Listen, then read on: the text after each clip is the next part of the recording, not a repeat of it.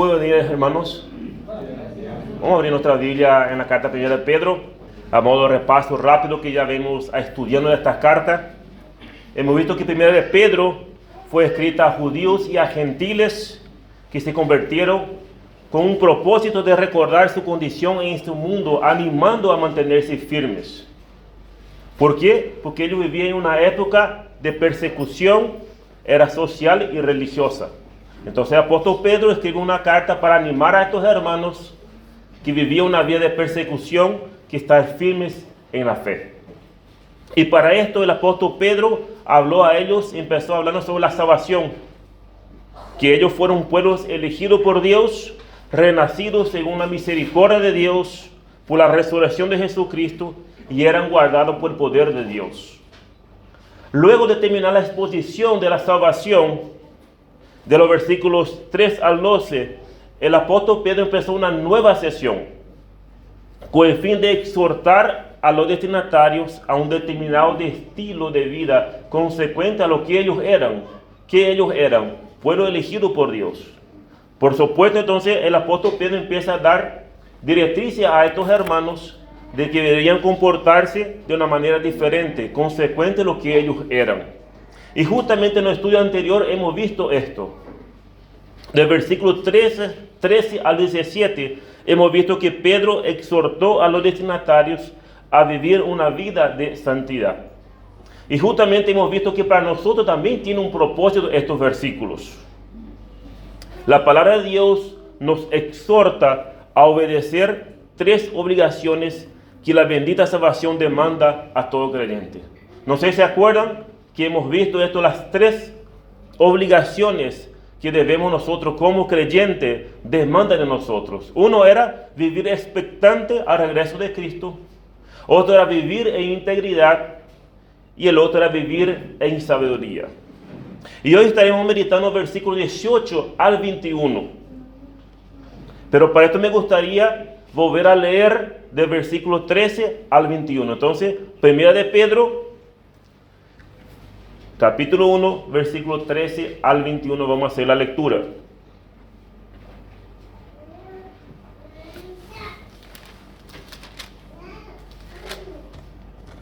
Dice así la palabra de Dios: por tanto, ceñid los lomos de vuestro entendimiento, sed sobrios y esperad por completo en la gracia que se os traerá cuando Jesucristo sea manifestado. Como hijos obedientes, no os conforméis a los deseos que antes tenías estando en vuestra ignorancia, sino como aquel que os llamó es santo, sed también vosotros santos en toda vuestra manera de vivir. Porque escrito está: sé santo, porque yo soy santo. Y si invocáis por Padre a aquel que sin acepción de personas juzga según la obra de cada uno, conducíos en temor todo el tiempo de vuestra peregrinación, sabiendo que fuisteis rescatado de vuestra vana manera de vivir, la cual recibisteis de vuestros padres, no con cosas corruptibles como oro o plata, sino como la sangre preciosa de Cristo, como de un cordero sin mancha y sin contaminación, ya destinado desde antes de la fundación del mundo, pero manifestado en los postreros tiempos por amor de vosotros, y mediante el cual creéis en Dios, quien le resucitó de los muertos y le ha dado gloria, para que vuestra fe y esperanza sea en Dios. Vamos a orar. Padre, queremos escuchar tu voz, queremos aprender más de ti. Dejamos que ese tiempo tu Santo Espíritu pueda quebrantar a cada uno con tu palabra, Señor. Gracias damos por ese tiempo, en nombre de Cristo Jesús. Amén. Muy bien, los versículos que vamos a meditar en esta mañana, en cierta manera, está reforzando una idea. Por esto justamente empecé a leer nuevamente el versículo 13 hasta el 21, porque el estudio anterior hemos estudiado de 13 al 17, donde vimos 3 obligaciones que demandan de una vida de un creyente. Y estos versículos de 18 al 21, en cierta manera, nos va a reforzar aún más estas obligaciones. Porque la bendita salvación demanda a todo creyente un estilo de vida consecuente a la salvación. ¿Por qué? porque fueron rescatados de su vieja manera de vivir. Entonces el título del sermón de esta mañana puse el precio de nuestro rescate. Acá vamos a ver que Pedro le recordó la razón de vivir una vida en santidad.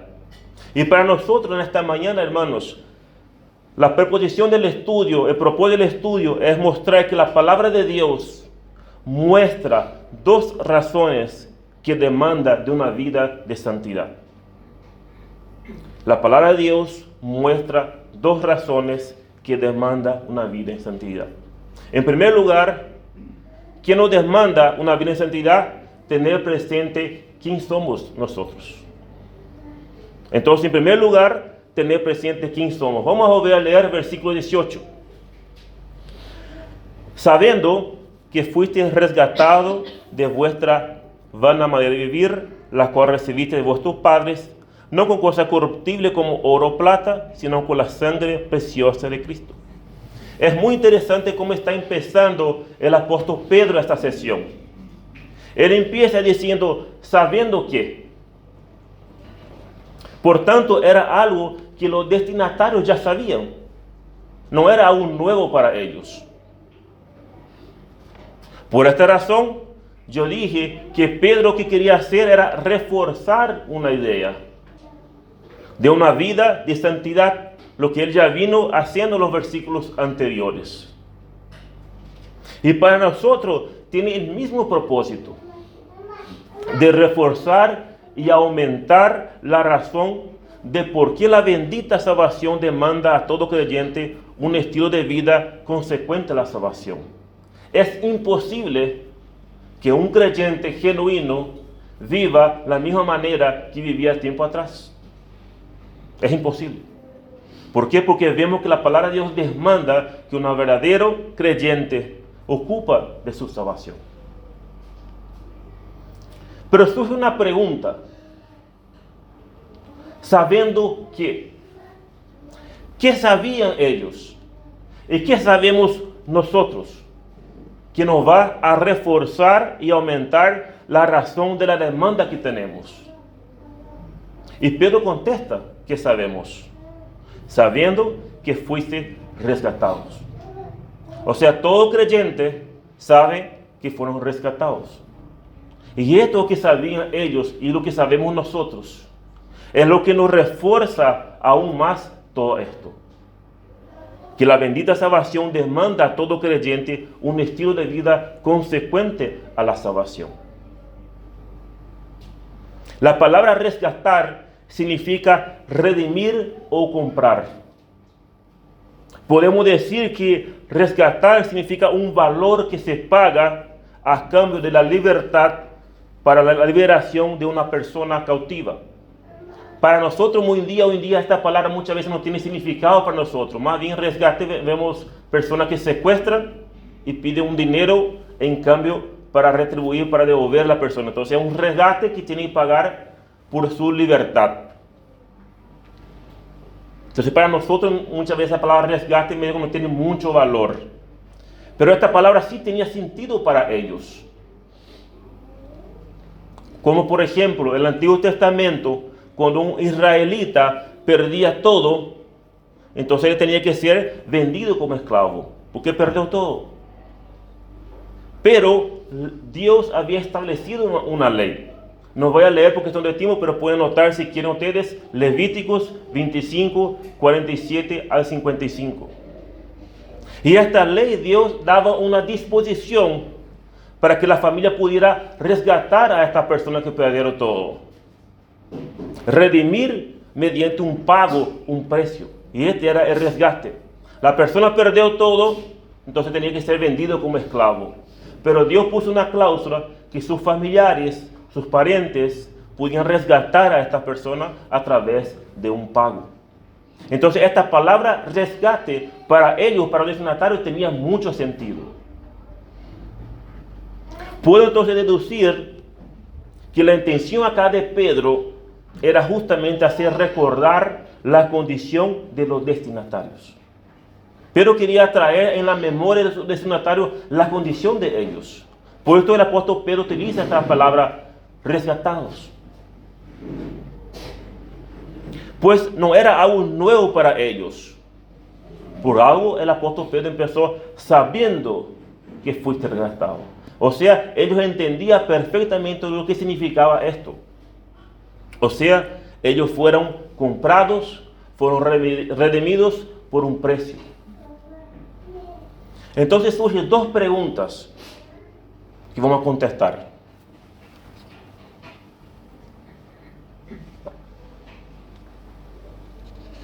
Para ir no mezclando mucho.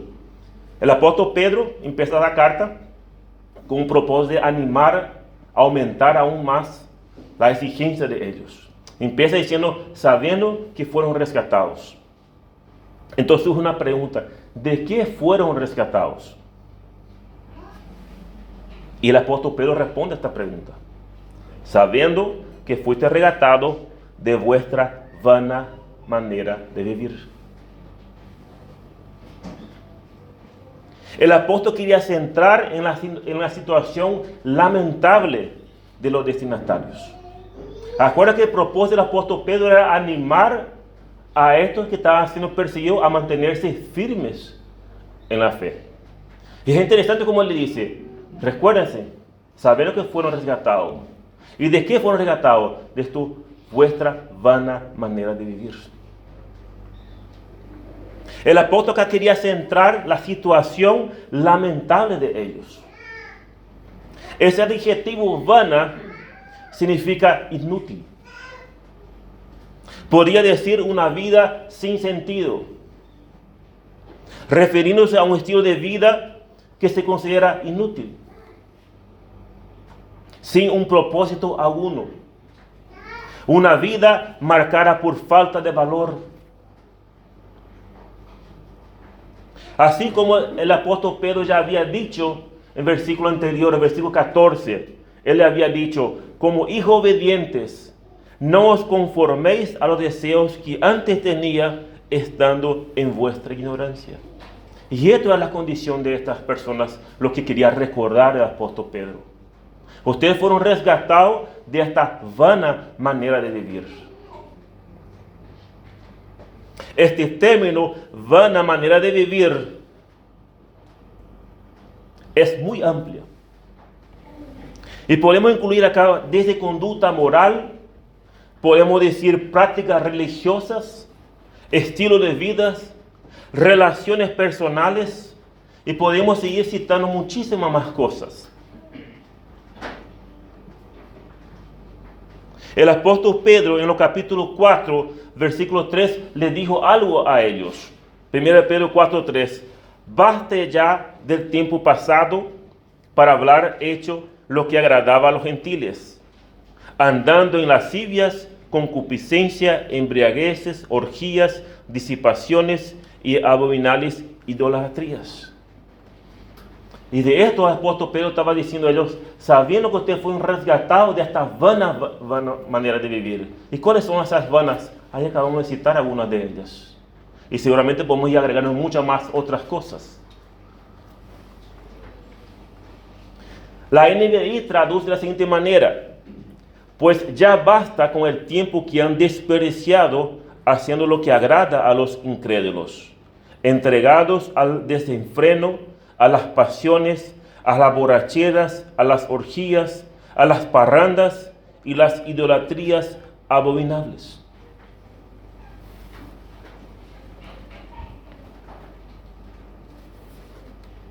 Y estoy seguro que las palabras de Dios aclaran muy bien lo que es vana manera de vivir.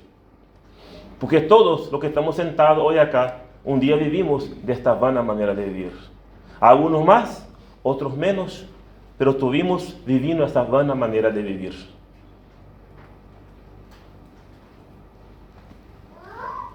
Pero Pedro completa algo. Va añadiendo algunas cosas más. Él dice, sabiendo que fuisteis rescatados de vuestra vana manera de vivir, y añade, la cual recibiste de vuestros padres. Voy a tratar de explicar esto esta parte dice, a la cual recibiste de vuestros padres. Y para esto me gustaría que me acompañe Romanos.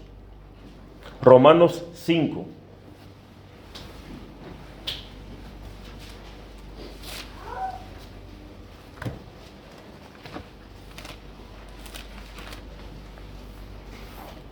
Versículo 12.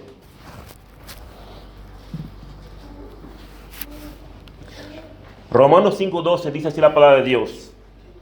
Por tanto, como el pecado entró en el mundo por un hombre, y por el pecado la muerte, así la muerte pasó a todos los hombres, por cuanto todos pecaron.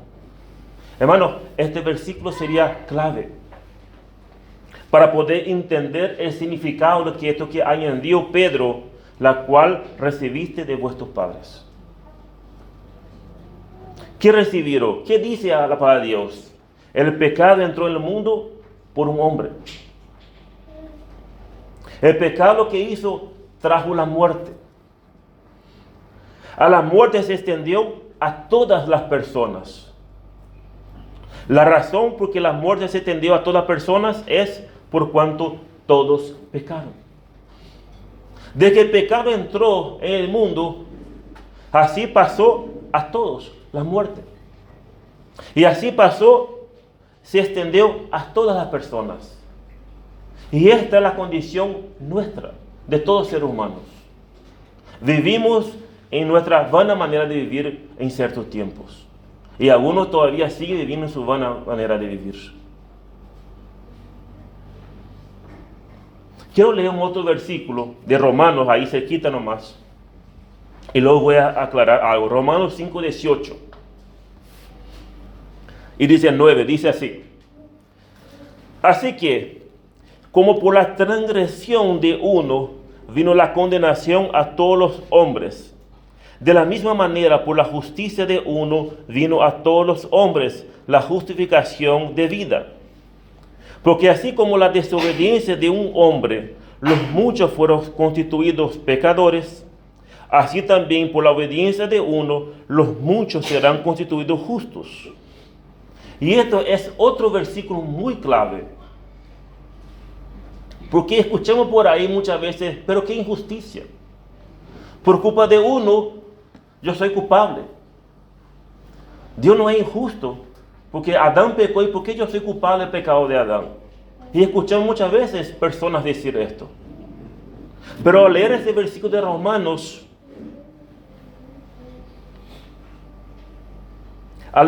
preguntaría a estas personas, ¿es justo que por la obediencia de uno, muchos son constituidos justos?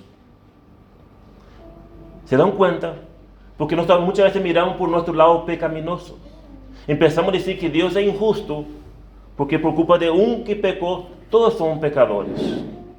Y ahora le vuelvo a preguntar, entonces ¿no sería injusto por culpa de una obediencia por causa de Jesucristo, inocente, y pagar por la culpa de todos nosotros? De la misma manera, por la justicia de uno, vino a todos los hombres la justificación de vida. Si entonces sería injusto, entonces también sería injusto que Dios salvara a nosotros.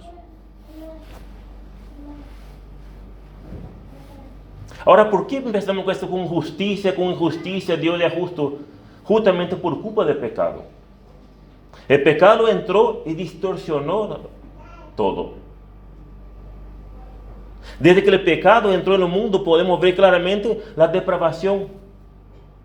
¿Qué pasó con el pecado entró en el mundo? Entró la muerte. El pecado trajo la muerte. Y así consecuentemente también trajo la depravación total. Muestra un impacto devastador del pecado en todo ser humano. Y algo muchas veces cuestionado, muchas veces difícil de entender, pero es lo que enseña la palabra de Dios. Es lo que Dios dice. ¿Y cómo podemos decir que es así? Les voy a mostrar tres cosas. ¿Cómo puede ser que el ser humano a través del pecado está depravado totalmente? Primeramente, la contaminación y corrupción de todos los aspectos de la persona. Pero, ¿de dónde está esto? Marcos 7:21. Acompáñenme conmigo, por favor, me gustaría. Marcos 7:21.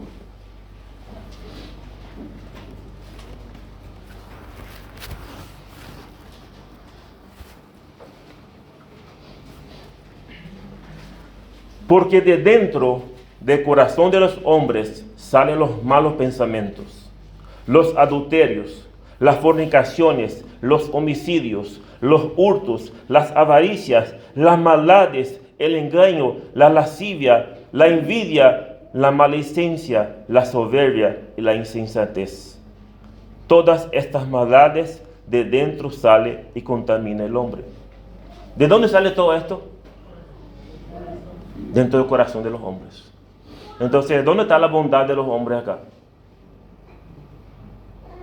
Efesios 2:1-3, un versículo que conocemos de memoria. Y Él os dio vida a vosotros cuando estabais muertos en vuestros delitos y pecados, en cuales anduvisteis en otros tiempos, siguiendo las corrientes de este mundo, conforme el príncipe de la potestad del aire, el espíritu que ahora opera en los hijos de desobediencias, entre los cuales también todos nosotros vivimos en otro tiempo en los deseos de nuestra carne, haciendo la voluntad de la carne y los pensamientos, y éramos por naturaleza hijos de ira, de lo mismo que los demás. Esta es la condición del ser humano. Efesios 4:17. Esto pues digo y requiero en el Señor, que ya no andéis como otros gentiles, que anden en la vanidad de su mente, teniendo el entendimiento entenebrecido, ajenos de la vida de Dios por la ignorancia que en ellos hay por la dureza de su corazón, los cuales después que perdieron toda la sensibilidad, se entregaron a la lascivia para cometer con avidez toda clase de impureza. Uno más, Tito, versículo 15-16. Tito 1:15 dice: todas las cosas son puras para los puros, mas para los corrompidos e incrédulos nada le es puro, pues hasta su mente y su conciencia están corrompidas. Profesan conocer a Dios, pero con los hechos los niegan, siendo abominables y rebeldes, reprobados en cuanto a toda buena obra. Entonces, la palabra de Dios muestra que esta es la condición del ser humano. Estamos contaminados en corrupción todos los aspectos por culpa del pecado. El ser humano está incapacitado total para agradar a Dios. Romanos 8:7-8. Romanos 8:7 dice: por cuanto los designios de las carnes son enemistad contra Dios, porque no se sujetan a la ley de Dios, ni tampoco pueden. Y los que viven según la carne no pueden agradar a Dios.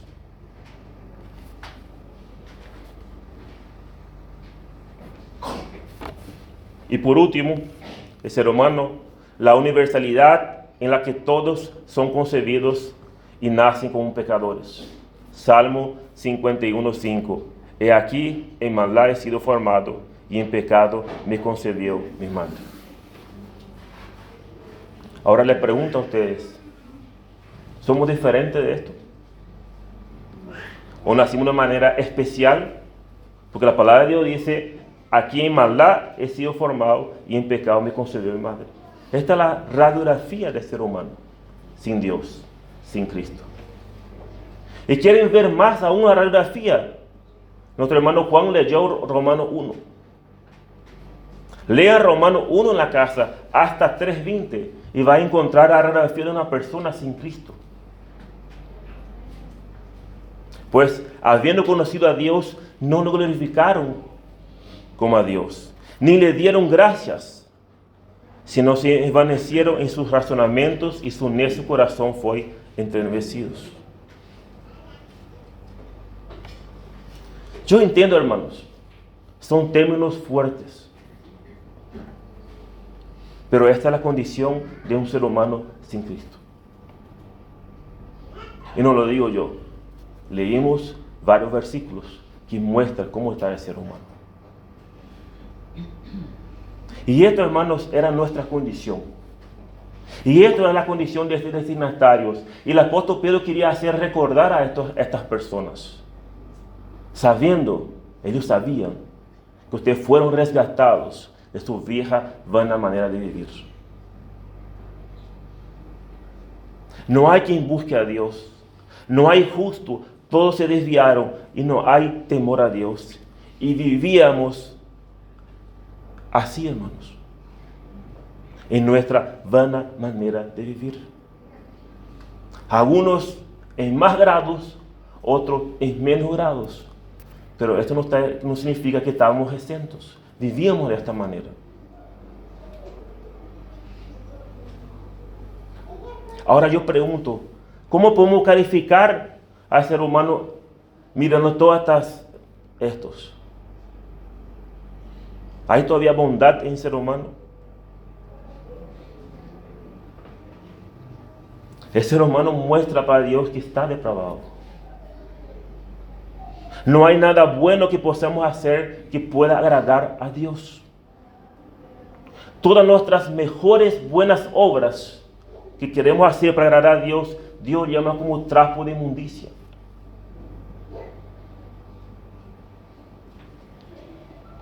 Pero también hay que entender algo, que muchas veces escuchamos esa palabra depravación total y nos chispeamos muchas veces. La depravación total no significa que las personas no salvas actúen siempre tan mal como les sea posible. La depravación total no significa que las personas no salvas actúen siempre tan mal como les sea posible. Estamos nosotros, la iglesia, reteniendo todavía la maldad.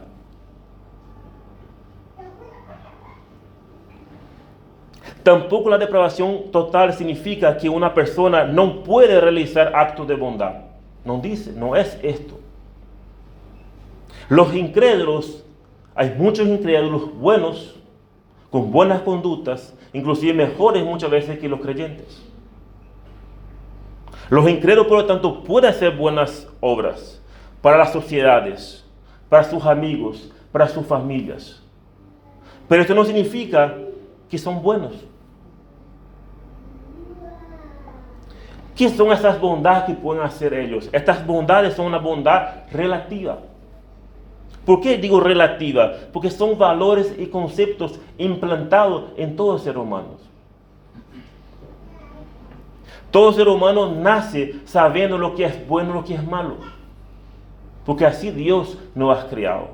Nadie está exento. Nadie puede decir, yo no lo sabía. Mentira. Todos sabemos lo que es correcto, lo que es malo. Por lo tanto, la depravación total no significa entonces que las personas no pueden hacer cosas buenas. Sí puede hacer. Porque Dios nos ha creado de esta manera.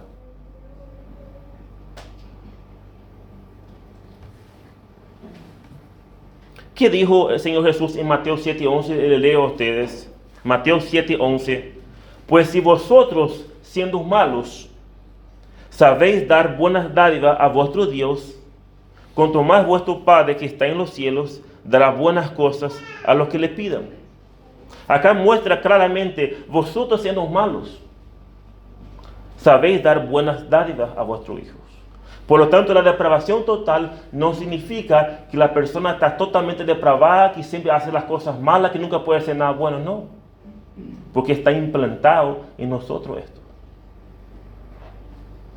Por tanto, hermanos, hay que entender bien qué quiere decir esa depravación total. Por lo tanto, vuelvo a decir, la depravación total no significa que uno no pueda hacer cosas buenas. Pero sí trata de algo, que el pecado ha afectado a todos.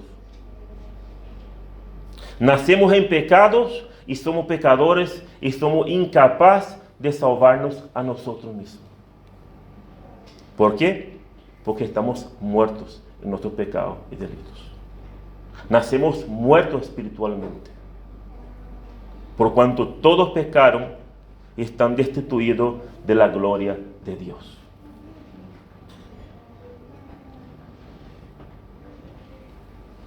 Por tanto, volviendo a Pedro, Pedro dice, sabiendo que fuiste resgatado de vuestra vana manera de vivir, la cual recibiste de vuestro Padre. Ahora seguramente algunos ya están preguntando, ¿por qué tanta énfasis en esto? ¿Por qué tanto enfatizando esto? Porque, hermanos, es terrible la condición de ser humano. Sin Cristo, esta era nuestra condición. De esta vida nos rescató Dios en su gracia y misericordia, no por obras buenas que haya hecho. Pues si no, estaríamos todavía en nuestra vana manera de vivir. Y si nosotros estamos en esa vana manera de vivir, es porque fuimos rescatados por su gracia y misericordia. No porque yo busqué a Dios. No porque un día amanecí con ganas, hoy voy a buscar a Dios, me voy hoy. Es por la gracia de Dios. Porque hemos visto que la palabra de Dios muestra que el ser humano no busca a Dios. Tito, acompañen conmigo Tito, capítulo 3, versículo 3.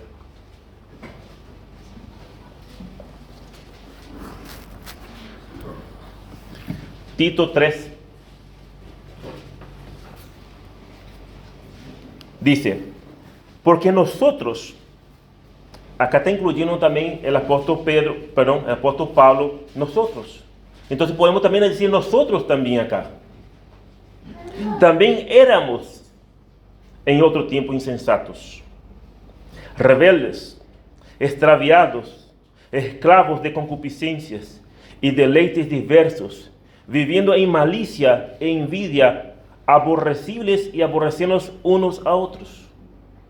Hermanos, si el apóstol Pablo dijo que esto era su condición, ¿qué éramos nosotros entonces? ¿Mejor que Pablo? Lastimosamente muchas veces nos creemos mejores, inclusive mejores que Dios. Pero el apóstol Pablo está diciendo que éramos en otro tiempo insensatos, aborrecibles.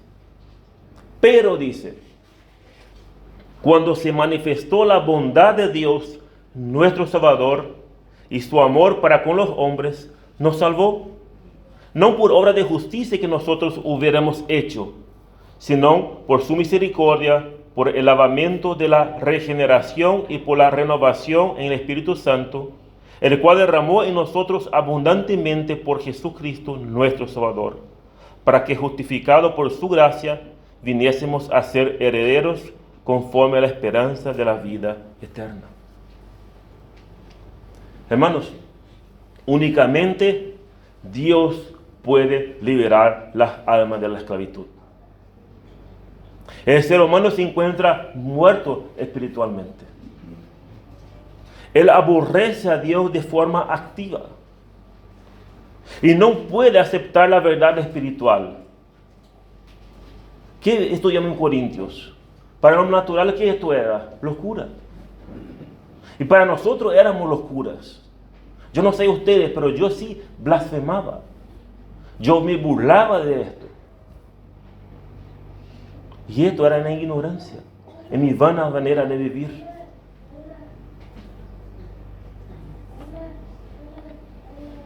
El ser humano en esta condición no puede aceptar la verdad espiritual, porque para él es locura. La depravación total del hombre demuestra la soberanía absoluta de Dios en la salvación. Nosotros no aportamos nada. Porque si aportara 1%, entonces no sería gracia.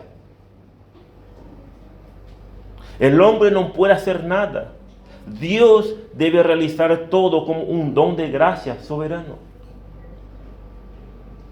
Nos salvó, dice, no por obra de justicia que nosotros hubiéramos hecho, sino por su misericordia. Hermanos, si hoy estamos sentados acá Y tenemos esa certeza que fuimos rescatados. Es por la gracia de Dios. No fue por ninguna buena obra que haya hecho. La salvación es una obra divina. Salmo 3:8 dice, la salvación es de Jehová.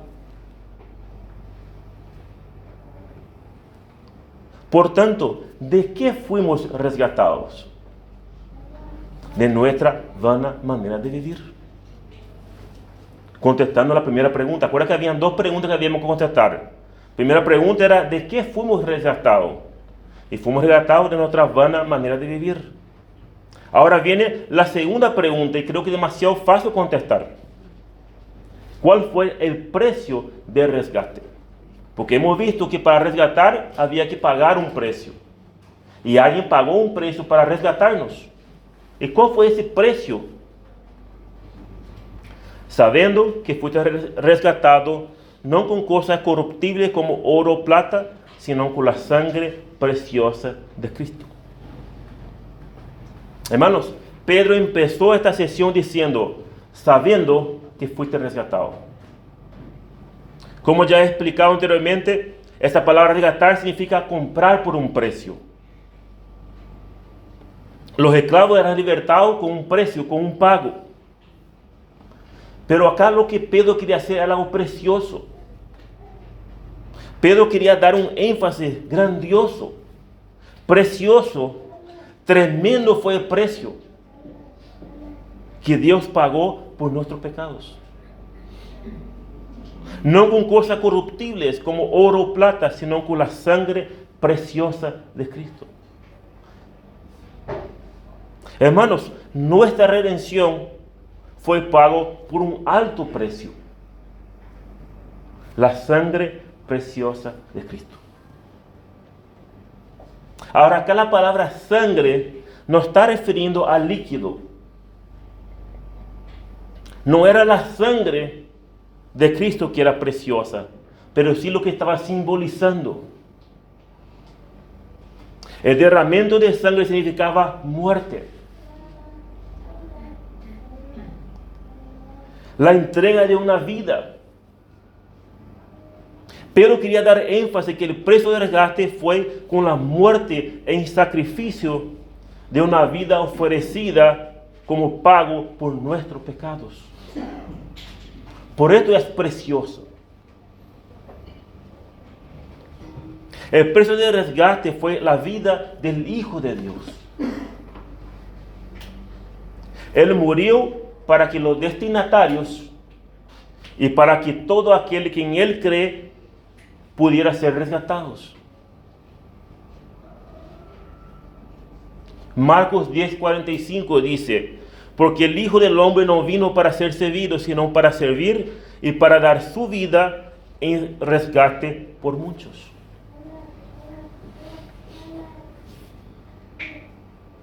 Juan 3:16, porque de tal manera amó Dios al mundo que ha dado a su Hijo unigénito, para que todo aquel que en Él cree no se pierda, mas tenga vida eterna. Hermanos, la sangre de Cristo es el medio por el cual somos redimidos. Somos rescatados de nuestra vana manera de vivir. Y esto fue el precio que Dios pagó por nosotros. Pero Pedro añade algo más para que sea más precioso aún todo esto. Él dice, la sangre de Cristo como de un cordero sin mancha y sin contaminación. El sistema sacrificial levítico era exigido que cualquier animal ofrecido por pecado sea un animal tuviera sin defecto. Levítico 22:20 dice, ninguna cosa en que haya defecto ofreceréis, porque no será acepto por vosotros. Para que sea aceptado, será sin defecto. Dios había establecido que el sacrificio debería ser hecho por un animal sin defecto.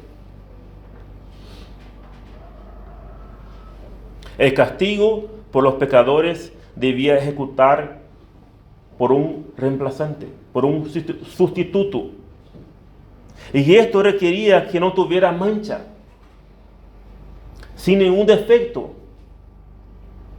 Y Cristo es nuestro Cordero sin mancha y sin contaminación. Somos redimidos por su muerte. La paga de pecado es muerte.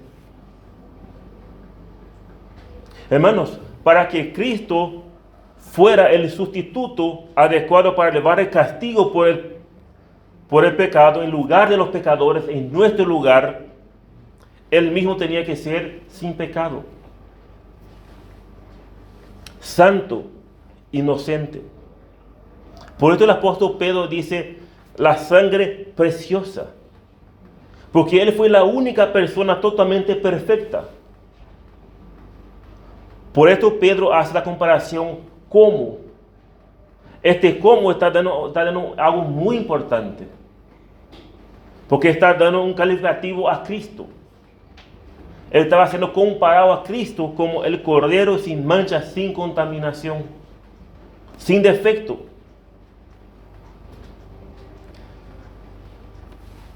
Segunda de Corintios 5:21 dice lo siguiente: al quien no conoció pecado, por nosotros lo hizo pecado, para que nosotros fuésemos hechos justicia de Dios en él.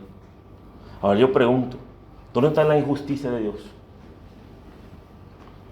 Cristo, el que no conoció pecado, por nosotros lo hizo pecado. Nuestra culpa fue imputada, cargada en Él. Él fue impecable. Él no conoció pecado, pero por nosotros lo hizo pecado. ¿Para qué? Para que nosotros fuésemos hechos justicia de Dios. Un ser inocente tenía que pagar por nuestras deudas. Lo que Pablo quería acá decir es que Dios trató a Cristo como si Él fuera el pecador. Él cargó nuestras culpas y aplicó el castigo que nosotros merecíamos. Por eso Él se hizo pecado. Él no fue un pecador. Pero toda la ira de Dios, todo lo que nosotros merecíamos, fue cargado en Él. ¿Para qué? Para pagar por nuestros pecados. Entonces Dios derramó toda su furia, su ira contra este. Y Jesús tuvo que experimentarlo y pagarlos esta deuda en nuestro lugar. Ahora, hermanos, vuelvo a preguntar. ¿La palabra de Dios muestra o no muestra razón que demanda una vida de santidad? Paren un poquitito y piensen de dónde Dios nos ha rescatado. Piensen un poquitito todo lo que Él sufrió, lo que tuvo que pasar para que hoy nosotros podamos ser aceptados por el Padre. Y responda a esta pregunta: ¿la palabra de Dios muestra o no muestra razón que demanda una vida de santidad?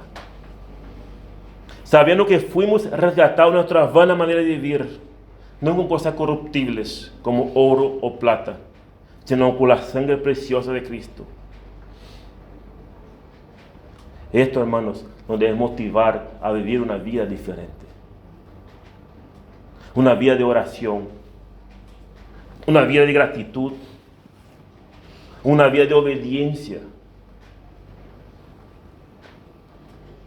Esto debe motivarnos a vivir una vida en santidad. ¿Por qué? Porque Él nos rescató con un alto precio, con su vida. No fue con poca cosa. Un ser inocente que nunca pecó, se fue a cargar toda nuestra culpa en Él. Por tanto, la palabra de Dios muestra dos razones que demandan una vida de santidad. La primera, tener presente quién somos. ¿Y quién somos? Somos personas rescatadas por un alto costo. En segundo lugar, lo que nos demanda una vida de santidad, tener presente quién es Cristo. Versículos 20 y 21. Ya destinado desde antes la fundación del mundo, pero manifestado en los posteros tiempos por amor de vosotros, y mediante el cual creéis en Dios, quien le resucitó de los muertos y le ha dado gloria, para que vuestra fe y esperanza sea en Dios. Esta sesión, Pedro va a describir que este cordero, sin mancha y sin contaminación, precioso, fue preparado de antemano. Dice el apóstol Pedro, ya destinado desde antes de la fundación del mundo, antes mismo de la creación. Y esto es interesante, pero al mismo tiempo confuso para nuestra mente finita. Dios, antes mismo de la fundación del mundo, ya había decretado el plan de redención. Uno puede preguntar, ¿y cómo? Él es Dios, Él es soberano. Esta semana leí un libro, no fue esta semana, no sé cuándo, pero interesante lo que decía. Porque muchas veces empezamos a preguntar, ¿por qué Dios permitió todo esto? Él no podía ya de parado y no te permitió. Sí podría. Pero si Él hacía esto, nosotros no íbamos a experimentar la gracia. No íbamos a ver esa grandeza de Dios. Dios en su soberanía, en su perfecta, Él ya planeó desde antes de la creación todo esto. Por esto digo, es algo interesante, pero al mismo tiempo confuso. ¿Cómo explicar? ¿Cómo entender? ¿Cómo? No se puede. Lo único que nos queda es aceptar y dar gracias a Dios. Porque Él ha planeado un plan de redención antes mismo de la fundación del mundo. Antes mismo de la fundación del mundo, Dios ya nos ha escogido a nosotros. Este cordero sin mancha y sin contaminación estaba preparado de antemano para realizar la obra de salvación. A Dios no le ganó de sorpresa. Espera, voy a empezar a mirar. No. Dios ya había preparado ya algo de antemano. La caída del hombre no fue algo de sorpresa. Dios planificó enviar a su Hijo como Redentor encarnado desde antes mismo de la creación del mundo. Antes mismo de la caída, el Padre ya tenía destinado un plan como rescatarnos. Y no estamos inventando cosas. Acá está diciendo Dios esto. Ya destinado desde antes de la fundación del mundo. ¿Qué era destinado? ¿Qué venimos hablando? Del Cordero. ¿Y qué hizo el Cordero? Nos rescató. Por lo tanto, Dios ya ha hecho ese plan antes mismo que el pecado haya entrado. Pero no solo destinó el Cordero, también lo destinó a manifestar. Y este verbo manifestar incluye la idea de poner en evidencia, presentarse, aparecer, mostrar. Cuando Él quiso, cuando fue el momento.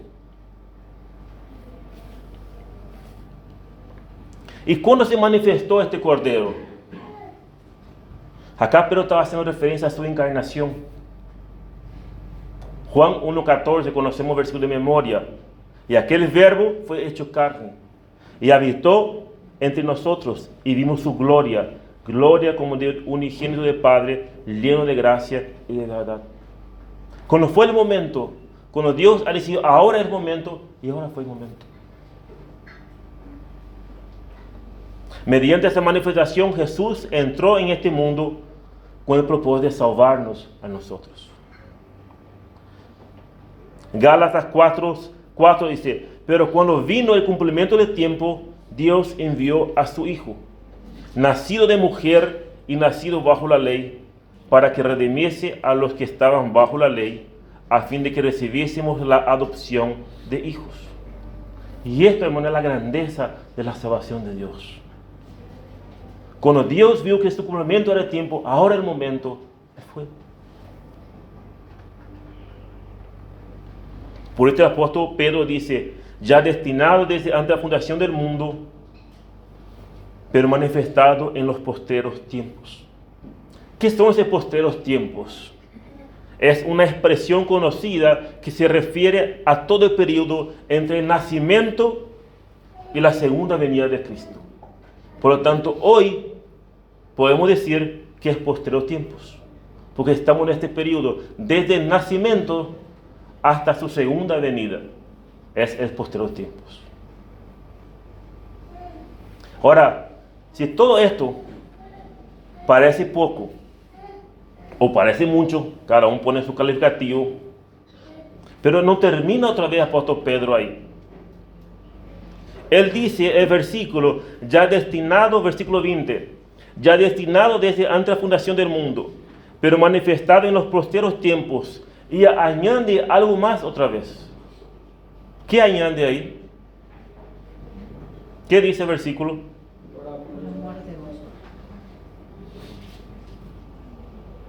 Hermanos, si esto no nos conmueve a nosotros, si esto nos alienta a nosotros a vivir de la manera que Dios demanda, yo no sé qué puede ser que motive a nosotros.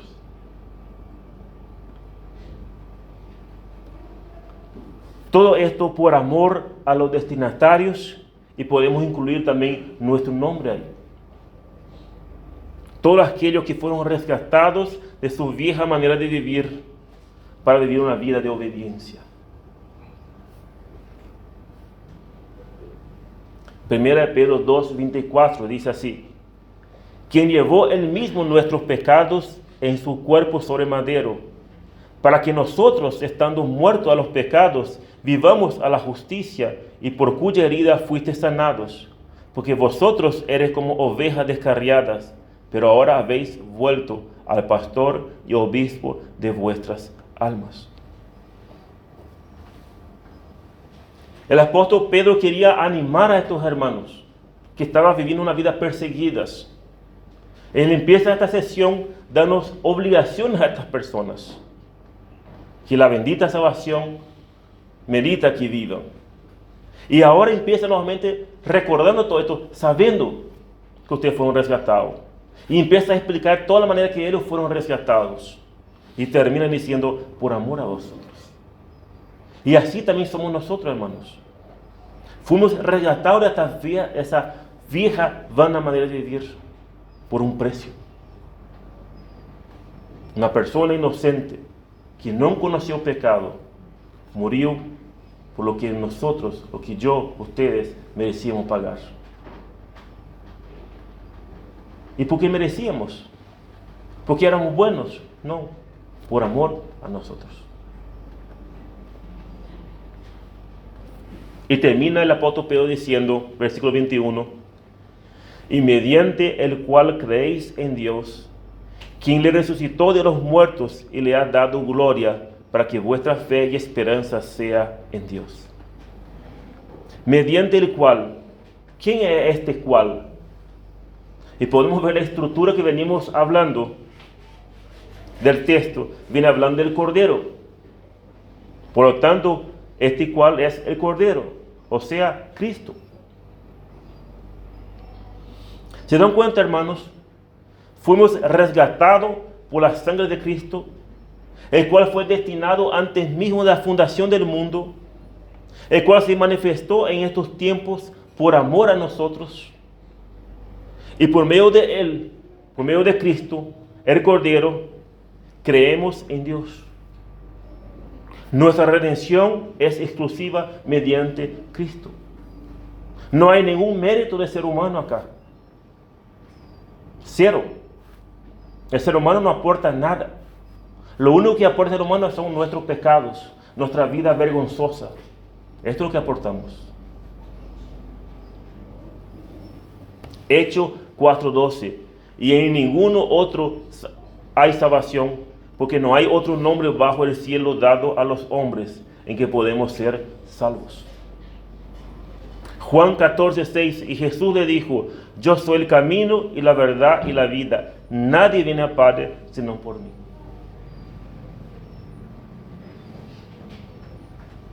Ahora, el apóstol Pedro no quedó ahí en la muerte.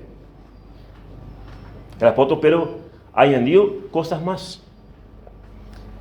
Cristo murió para rescatarnos, pero no ha quedado muerto. Él lo ha resucitado. Dice el apóstol Pedro terminando su carta, y mediante el cual creéis en Dios, quien le resucitó de los muertos y le ha dado gloria. Dios resucitó a Cristo de los muertos y le glorificó. La resurrección demuestra su poder y la victoria sobre la muerte. Dios lo glorificó. Dios destinó a Cristo desde la eternidad para ser nuestro Redentor. Y también lo resucitó al tercer día. Jesús venció la muerte una vez y para siempre. Cristo victorioso y resucitado le ha dado gloria al Padre. Y termina Pedro con el propósito de dar esperanza a los destinatarios. Y ahí dice el versículo terminando, ¿para qué? Para terminar la idea, el propósito, para que vuestra fe y esperanza sea en Dios. Así como Dios resucitó a Cristo y le ha dado gloria, así también seremos resucitados y glorificados un día. Por tanto, hermanos, nuestra esperanza no debe estar en las circunstancias, sino en Dios. Fuimos rescatados de nuestra vana vieja manera de vivir. Y tenemos la certeza de tener esta esperanza, esta fe en Dios, que un día Él nos va a resucitar. Estaremos con Él, con cuerpo glorificado, adorando a Él. 1 Corintios 6:14 dice, y Dios que levantó al Señor, también a nosotros nos levantará con su poder. Esto es lo que el apóstol Pedro quería dar a estos hermanos, el propósito, la esperanza de ellos. Recuerda que ellos estaban siendo sufridos, perseguidos, seguramente inclusive algunos de ellos eran muertos. El apóstol Pedro quería dar esperanza a ellos. Y así también nosotros. A lo mejor hoy nosotros no pasamos ni un poquitito de lo que ellos pasaron las persecuciones. Pero la esperanza nuestra es la misma. El Dios que levantó el Señor, también a nosotros nos levantará con su poder. 1 Tesalonicenses 4:14, porque si creemos que Jesús murió y resucitó, así también traerá Dios con Jesús a los que durmieron en Él. Y el propio apóstol Pedro, al final de su carta, habla también algo de esto. Dice, 1 Pedro 5:10, mas el Dios de toda gracia, que nos llamó a su gloria eterna en Jesucristo, después que haya padecido un poco de tiempo, Él mismo os perfeccione, afirme, fortalezca y establezca. A Él sea la gloria y el imperio por los siglos de los siglos. Amén. Hermanos, esto es la motivación principal de nuestra santidad. Sabiendo que Dios es santo, que juzga a cada uno según nuestras obras, que merecemos todo el castigo del juicio, pero en cambio recibimos misericordia, porque Él nos ha rescatado, no con oro, no con plata, pero sí con su sangre preciosa. Por tanto, vuelvo a decir para terminar, la palabra de Dios muestra que la bendita salvación demanda a todo creyente un estilo de vida consecuente a la salvación. Y podemos ver en esta mañana que la palabra de Dios muestra dos razones que demandan una vida de santidad. ¿Cómo hacemos esto? Tener presente quién somos. Somos personas rescatadas por un alto costo. Tener presente quién es Cristo. Cordero sin mancha y sin contaminación, que nos rescató con un alto precio por amor de nosotros. Uno puede empezar a decir, ¿qué tiene todo esto para ver con nosotros? Hermanos, si todo esto no nos toca a nosotros, si esto no nos motiva a nosotros a vivir esa bendita salvación, un estilo de vida consecuente, dos cosas no pueden pasar. O examinar si está en la fe, o examinar si está viviendo en pecado, un corazón endurecido. Y si examinar si no está en la fe, hoy es ese momento. Dios dice, todo aquel que en Él cree, no se pierda, mas tenga vida eterna. Arrepiéntase, reconozca que así has vivido hasta el día de hoy, de esta vana manera de vivir.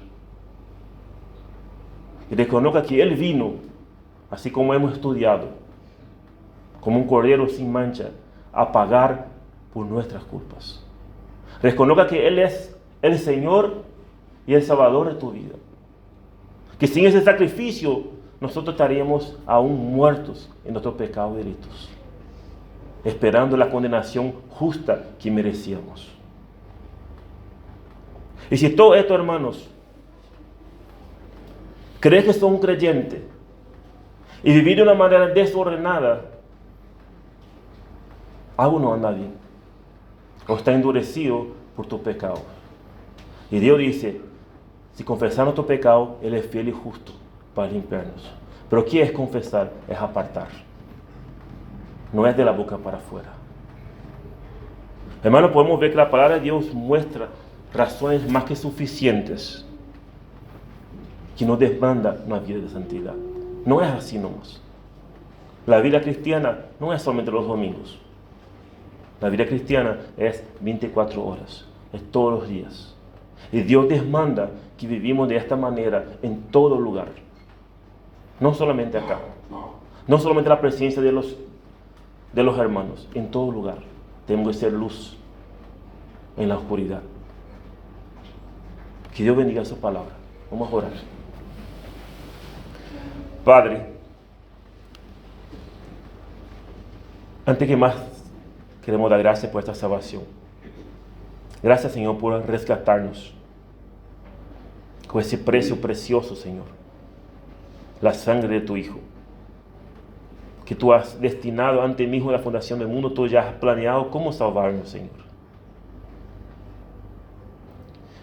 Hay cosas que no podemos entender, hay cosas que no podemos explicar, pero hay una cosa que sí podemos hacer: darte las gracias. Gracias por esa salvación. Porque estoy seguro que ninguno de nosotros que estamos acá puede decir, yo merecía esto. Nadie merecía, Señor. Lo que sí puedo asegurar que merecimos es el castigo. Lo que merecimos era realmente la condenación. Pero tú, Señor, nos has amado. Gracias, Señor, por tu misericordia, por tu soberanía, por permitirnos hacer parte de tu gran familia, Señor. Ayúdanos, Señor, a cada uno, como tu bendita salvación nos demanda a vivir una vida de santidad, Señor. Dejamos todo en tus manos, que tu palabra nos aliente, que tu palabra nos exhorta, que tu palabra, Señor, nos permita cambiar lo que hay que cambiar en nuestras vidas, Señor, y poder ir formando Cristo en nosotros, Señor. Gracias damos en nombre de Cristo Jesús. Amén.